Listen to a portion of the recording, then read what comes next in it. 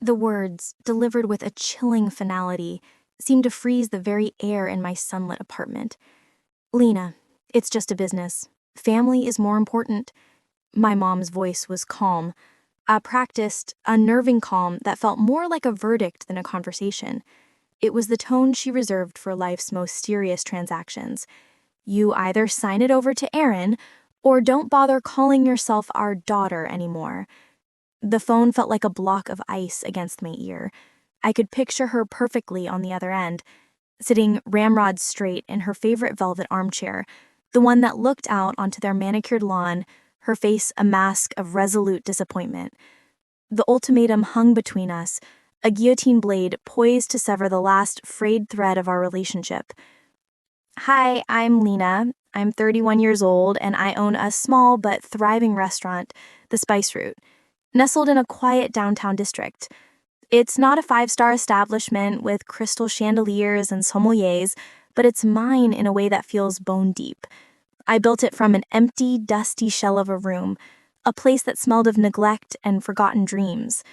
After graduating from culinary school, I poured every last penny of my savings, money earned from waiting tables and late-night catering gigs, into these four walls. I sacrificed sleep, trading it for late nights perfecting recipes and early mornings haggling with suppliers. I surrendered my weekends, my social life, for 6 long years, my hands permanently bearing the small nicks and burns that were the badges of my labor. My parents never believed it would work. To them, my passion was a frivolous distraction.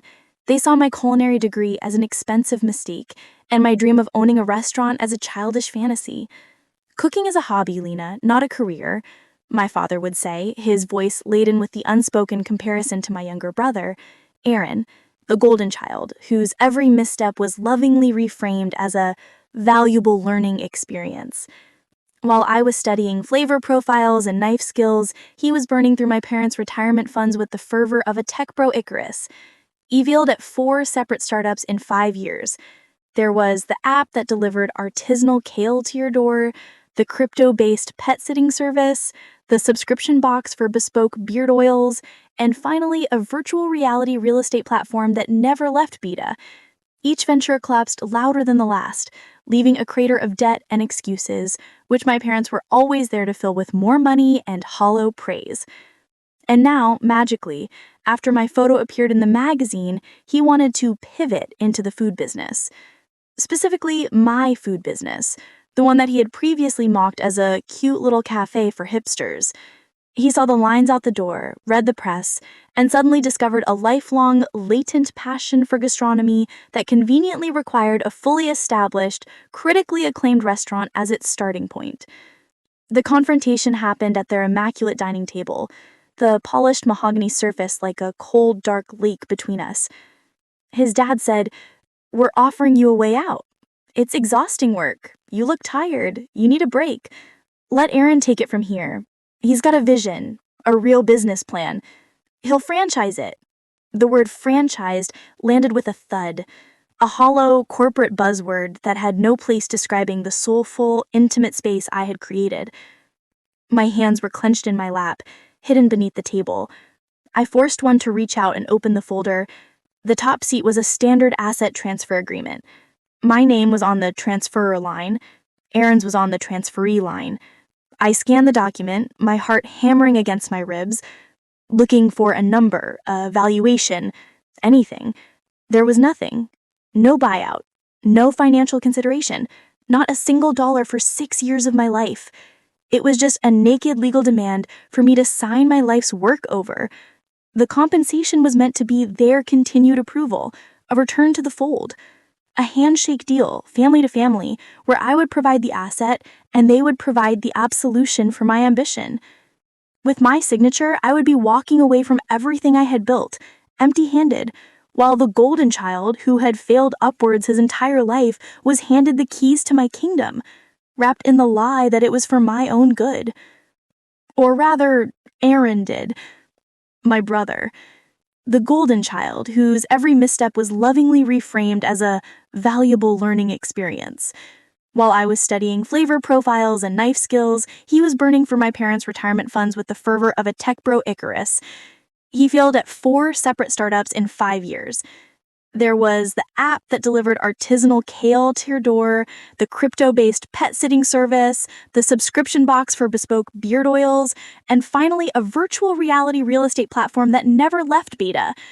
Each venture collapsed louder than the last, leaving a crater of debt and excuses, which my parents were always there to fill with more money and hollow praise. And now, magically, after my photo appeared in the magazine, he wanted to pivot into the food business. Specifically, my food business. The one that he had previously mocked as a cute little cafe for hipsters. He saw the lines out the door, read the press, and suddenly discovered a lifelong, latent passion for gastronomy that conveniently required a fully established, critically acclaimed restaurant as its starting point. Aaron announced he's already told our investors we'll be rebranding by summer. He spoke like it was a done deal and the papers were already signed. We're thinking Aura or the Aaron James Collective, something more elevated. Zoe's helping with the social media campaign. She's already storyboarding the launch. It's gonna be huge. I was utterly speechless, my mind reeling. This wasn't a negotiation. It wasn't even a request. They didn't ask for my opinion. They didn't offer a single cent of compensation. They had simply decided in a closed-door meeting from which I was excluded how my future would unfold. They had dissected my dreams, my sweat, my identity, and had drawn up a blueprint for its erasure. And just like that, standing there in my parents' dining room, I could feel myself being systematically wiped from the canvas of my own life, my vibrant colors painted over with Aaron's bland corporate gray. The worst part, the part that twisted the knife with surgical precision, was how they framed my devastation as a character flaw. "Don't be selfish, Lena," my mom chimed in, her voice a masterful blend of disappointment and condescension. She sighed as if my visible pain was a tedious burden. "You have to see the bigger picture. Aaron's starting a family. He and Zoe are looking at houses. He needs a stable income, a real foundation." The hypocrisy was so vast it was almost breathtaking. My voice, when I found it, was low and trembling with a decade of repressed injustice. "So did I said, looking directly at my mother, then my father. I needed a stable income when I was living on instant noodles and working 80-hour weeks to build something. But no one ever offered me a shortcut. No one handed me a fully formed business and told me to put my name on the door." The silence that followed was heavier than any shout, filled with the unspoken truth that my struggle had never mattered, only my brother's comfort did. They didn't listen. They never did. My words weren't arguments to be considered. They were merely inconvenient noise, static disrupting the perfect picture of their plan. My father looked at me with impatience, my mother with cold dismissal, and Aaron with unshakable entitlement. My refusal was a temporary obstacle, a petulant child's no that would soon be worn down by the weight of their collective will. But they didn't know something very important. They were so confident in their power play, so assured of my eventual capitulation, that they never considered I might have my own chess pieces in motion. 3 weeks ago, on a rainy Tuesday night, after the dinner rush, Zoe had shown up at my restaurant, alone. I'd been wiping down the counters, the familiar scent of garlic and rosemary hanging in the air, when I saw her silhouette hesitating at the door. She looked out of place, a delicate, nervous bird in a world of steam and fire.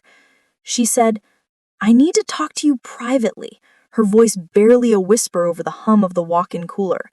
I led her to the back booth, the one tucked away in the corner, where the light was soft. She didn't order anything, just clutched her purse in her lap like a life preserver. She said, "I know this is weird, but I'm not okay with what Aaron's doing." She looked pale, the kind of sickly pale that comes from a churning conscience. She said, "I thought he was buying you out, a fair deal. I didn't realize he was just stealing it. This is theft, Lena."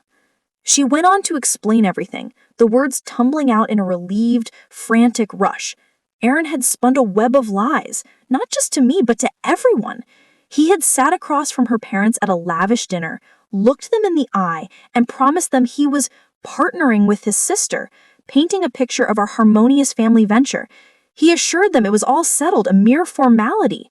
More damningly, she revealed he wasn't even interested in the restaurant itself. He had used my success, my press clippings, and the fabricated story of taking over the Spruce route as collateral and proof of a stable asset to secure a final round of investors for his failing app, the very one I thought had crashed and burned months ago. Zoe had found his pitch deck by accident. He'd left his laptop open, and a file labeled Final Lifeline App Investor Pitch had caught her eye. Inside, the first slide featured a photoshopped image of him standing proudly in front of my restaurant with a bullet point boasting about his successful pivot into the high-margin hospitality sector to de-risk his tech venture. The restaurant was never the goal. It was just a shiny prop, a thing to be hollowed out and used as a shield for his next inevitable failure. And just like that, in the quiet back booth, with the rain pattering against the window, an unlikely alliance was forged in the cold fire of betrayal. The plan, as laid out in the cold, soulless slides of Aaron's pitch deck, was a meticulous blueprint for my professional execution. He wasn't just taking over my restaurant, he was planning to systematically dismantle my brand, push me out completely, and pilfer my most cherished recipes. The ones I developed and guarded for years to be rebranded under Aaron's name for a line of packaged meal kits. Lena's lamb karma would become Aaron's artisanal curry, mass-produced and stripped of all the soul I'd cooked into it. But the deepest cut came from the comments scrawled in the speaker notes, which Zoe had bravely photographed. He even mocked me in the slides, next to a bullet point about streamlining operations and removing sentimental attachments. He had written, "She's emotionally attached to the kitchen. It's her whole personality. Let her cry it out for a few weeks. She'll get over it." I felt sick. The rich aromas of my mother's cooking that once filled the dining room now turned my stomach. The man sitting across from me wasn't just an opportunistic brother. He was a stranger who viewed my heart and soul as a minor operational hurdle. But Zoe wasn't done. Her hand was trembling as she scrolled further. "There's more," she had whispered, her voice thick with disgust. She pulled out her phone and showed me a devastating collection of evidence. Screenshots of group chats with his investor friends where he bragged about his master manipulation, emails detailing his timeline for my removal, and most damning of all, voice memos, his own voice, crisp and arrogant, where he joked about how he'd guilt-tripped the old folks into doing his dirty work and casually mentioned having a backup chef, a culinary school dropout he'd hired for pennies, lined up to replace me the moment I was out of the picture. And now, here we were, sitting at this suffocating Sunday dinner, the silverware gleaming under the chandelier, with everyone expecting me to smile politely and sign away my dream, my name, my future. They saw a docile daughter finally falling in line. They had no idea they were facing a woman armed with the truth.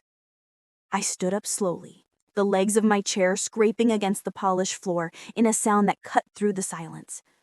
I looked at each of them. My father's impatient glare, my mother's cold expectation, Aaron's smug, unshakable grin. I placed my palm flat on the manila folder and pushed it back across the table, right into the space between my father and his golden heir. "No." My mom blinked, as if I'd just spoken in a foreign tongue. "Excuse me?" My voice was clear, steady, and carried the weight of 6 years of struggle and 3 weeks of secret resolve. "I said no," I repeated, my gaze locking with hers. "You can disown me if that's what it takes. You can cut me out of the will, the family photos, your lives. But I am not giving up a single spoon, a single recipe, or a single square inch of what I built so that Aaron can destroy it for his own ego." Aaron rolled his eyes. "This isn't about destroying anything. You're being emotional, as usual."